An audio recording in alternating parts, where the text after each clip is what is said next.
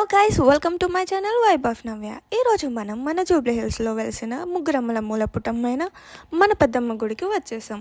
ఈ ఆలయంలో 5 అంతస్తుల గర్భగుడి మరియు 7 అంతస్తుల రాజగోపురం ఉన్నాయి. కళ్యాణ మండపం ఇంకా వసతి గృహాలు కూడా ఉన్నాయి.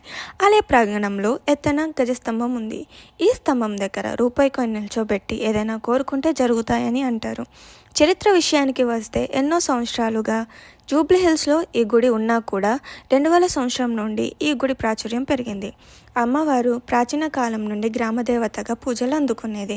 ఇక్కడ బ్రహ్మోత్సవాలు, బోనాలు, శాకంబరి ఉత్సవాలు, దసరా నవరాత్రులు అలాగే శరన్నవరాత్రులు ఘనంగా జరుపుతారు. ఇక్కడ దగ్గరలో సినీ ప్రాంగణాలు ఎక్కువగా ఉండడం వల్ల ముహూర్తాలు, సినీ ప్రారంభోత్సవాలు ఇక్కడ నిర్వహిస్తారు.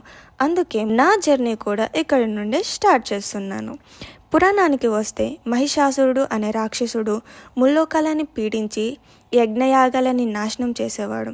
ఇంద్రాది దేవతలను తరిమి కొట్టేవాడు. త్రిమూర్తులు కూడా ఏమీ చేయలేని పరిస్థితి.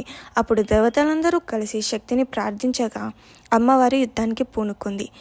అమ్మ శక్తి ముందు రాక్షసి శక్తి చిన్నబోయింది. మహిషాసురుడిని చంపి మహిషాసుర వర్ధిని అయింది. ఆ యుద్ధంలో అలసిపోయిన అమ్మకి విశ్రాంతి కావాలి అని అనిపించింది.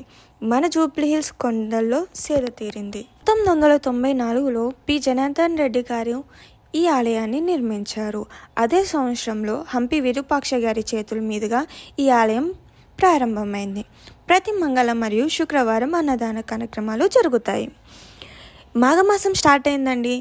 మాఘశుద్ధ పంచమి నుండి సప్తమి వరకు వార్షిక రథోత్సవాలు ఘనంగా నిర్వహిస్తారు.